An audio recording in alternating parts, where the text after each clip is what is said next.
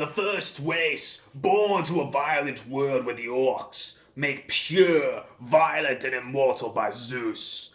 Thrush and Threll, male and female respectively, were the first, oldest, strongest, and most aggressive.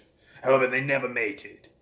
They can only have one, and they know this, as others have only been able to have one pure-born set of twins, male and female respectively. For 1,000 years, they went through the waste, slaying all that came in their path, enslaving those who would not fight back.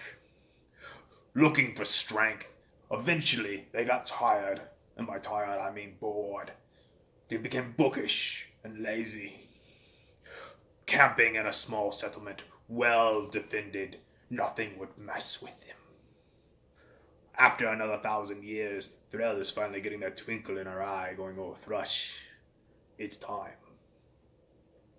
5 half-bred sons of Thrush have been selected to go and find a place for that child to be, as he do not know if he will be friendly to Papa or not. Zorotar, the librarian, Neb and Bin, the reckless twins, Loeb, the gravedigger, and Calgar, the very polite cleric of Jupiter, have been sent. They have selected to go south towards their Uncle Tudyk with plans of finding out what is in the world. So far they have found that apparently half-bred females can be made. They come out haggish and violent. One had even gotten so far as to get into one of the outland settlements ran by Code, their brother. It had slain a shopkeeper named Lobos and was slowly working its way into the town.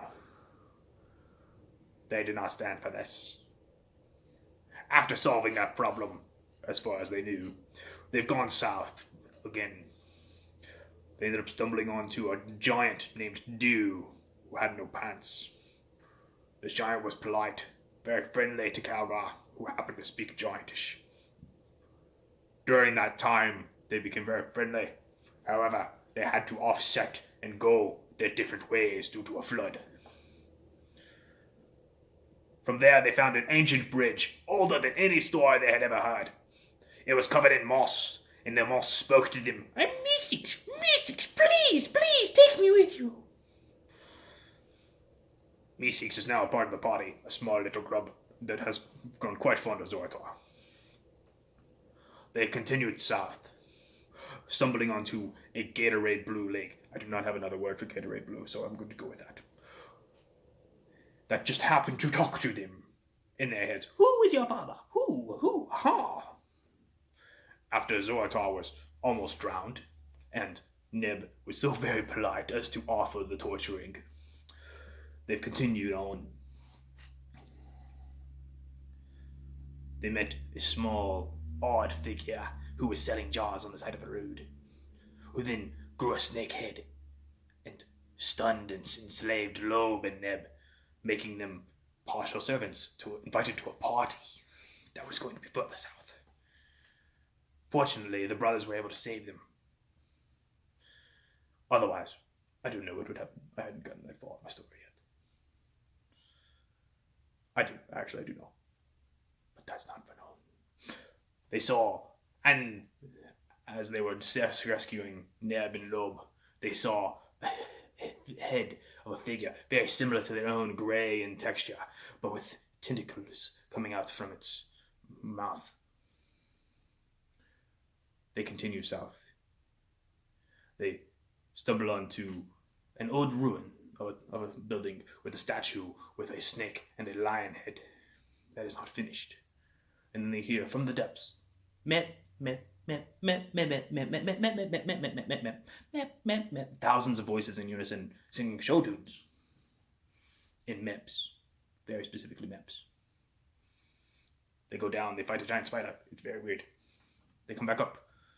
They discover, while they were down there, an individual, a noble named Vance, who's been outcast from Tudyk's court. Vance says, "We are trying to take this land back. It is mine, right. And they say, "Okay, cool, we'll help." So they go back down. It goes horribly. Plenty of people die.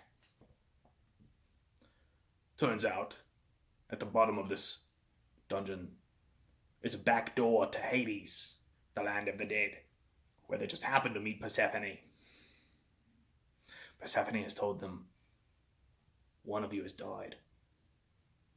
If you don't want me to tell my husband, you should go and talk to Sheba. She runs that house and I want her to leave me alone. Go and talk to her. Make her go away.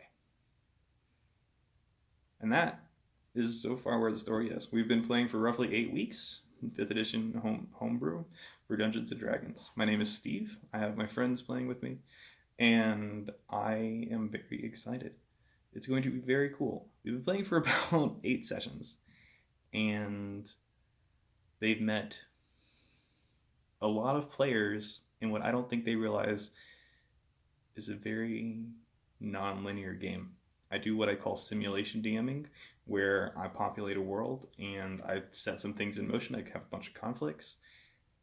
As opposed to there being a singular big bad evil guy, their actions will determine what is or isn't problematic for them. So far, all of the potential factions that the group has interacted with, at the very least, there's a group of Yuan-Ti. There are the Mind Flayer / Orcs, which are obviously from Tudek. There is their own faction from Thrush. There are giants. And there's the humans. The gods are very active in this situation. It's kind of like the Iliad, where they go and they pick up their favorite human and they start carrying them out of a battle because they don't want that one to die. I look forward to seeing where this goes. That's all it is for now. I'll let you know how it goes. Merry Christmas and happy holidays to everyone.